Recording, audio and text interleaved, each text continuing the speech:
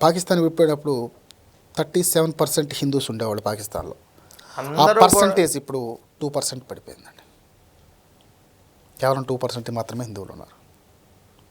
అంటే చనిపోయారా లేకపోతే మత మార్పిడి చేయడం, మత మార్పిడి మ్యాక్స్ లేదంటే రావటం జరిగింది. ఆర్టికల్ 370 కూడా దాని గురించి సంబంధించిందే.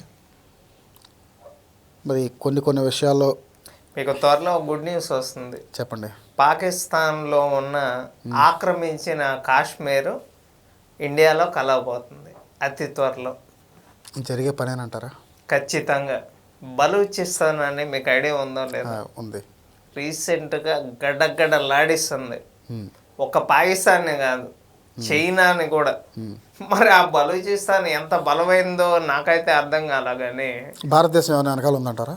వెనకాల భారతదేశం సపోర్ట్ ఏమైనా ఉందంటారా? అసలు బలూచిస్తాన్ రీసెంట్గా ఒక 1 వీక్లో చేసిన, అంటే పాకిస్తాను చేసే అక్రమాలకి అడ్డుకట్టని నేను చూస్తూ ఉంటుంటే నాకు తెలిసి ఇండియా కన్నా బలూచిస్తాన్ ఏంది ఇంత స్ట్రాంగ్గా ఉందనిపించింది. మనం ఎంతమందిని కోల్పోయాం? 2019 ఫిబ్రవరి 14న 44 మంది అండి. ఇలాంటి ఎన్ని సంఘటనలు బాంబేలో ఒక 5 స్టార్ హోటల్లో ఎంత మంది చనిపోయారు? 257 మంది. హైదరాబాద్లో బాంబ్ బ్లాస్టింగ్లు ఎన్నిసార్లు జరిగింది? ఒకేసారి 5 చోట్ల దాదాపు 144 మంది. పీసు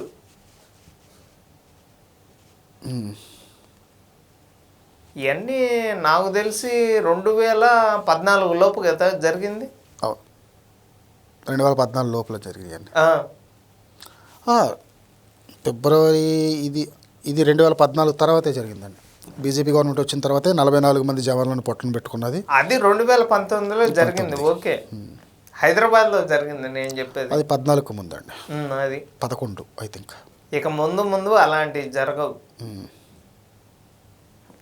ఇండియాతో కలవబోతున్న బలూచిస్తాన్ మొత్తం వాళ్ళు ఇక ఇండియాలో కలిసిపోవడానికి మొన్న రీసెంట్గా ఛాంపియన్స్ ట్రోఫీ ఓడిపోయిన తర్వాత అక్కడ ఇండియాకి కోహ్లీకి ఎంత సపోర్ట్ చేశారు అంటే ప్రపంచం మొత్తం ఏకమైనా కూడా ఇండియాని గెలవటం అనేది అసాధ్యం అని చెప్పి అఫ్రీది మాట్లాడటం, అక్కడ ఉన్న వాళ్ళు కోహ్లీకి ఫుల్ సపోర్ట్ ఇవ్వటం, మేము ఇండియాలో కలుస్తామని చెప్తున్నారు. అక్కడ వాళ్ళకి నిజంగా ఇండియా నీళ్ళు ఇవ్వకపోయినా, గోధుమలు ఇవ్వకపోయినా, బాస్మతి రైస్ మీకు తెలుసో లేదో, పంజాబ్ నుంచి ఎక్కువగా బాస్మతి రైస్ పాకిస్తాన్కి వెళ్ళిద్ది, గోధుమలు వెళ్తాయి హర్యానా నుంచి కావచ్చు. రిటర్న్లో చాలా పెద్ద మొత్తంలో డ్రగ్స్ మన రాష్ట్రానికి బదిలీ అవుతాయి తెలుసండి. ఏంటేంటి? పెద్ద మొత్తంలో డ్రగ్స్ మన రాష్ట్రాలకు బదిలీ అవుతాయి తెలుసండి. పాకిస్తాన్ నుంచి డ్రగ్స్ రాజస్థాన్ కానీ పంజాబ్ కానీ అక్కడున్న యువతను నిర్వీర్యం చేయడానికి డ్రగ్స్ని దారుణంగా అక్కడ నుంచి ఇక్కడికి సప్లై చేసి ఇక్కడ వాళ్ళ వేగుల ద్వారా పిల్లలకు అలవాటు చేయటం, దీనిని ఆర్మీ ఛానల్ నుంచి తిప్పికొడుతుంది.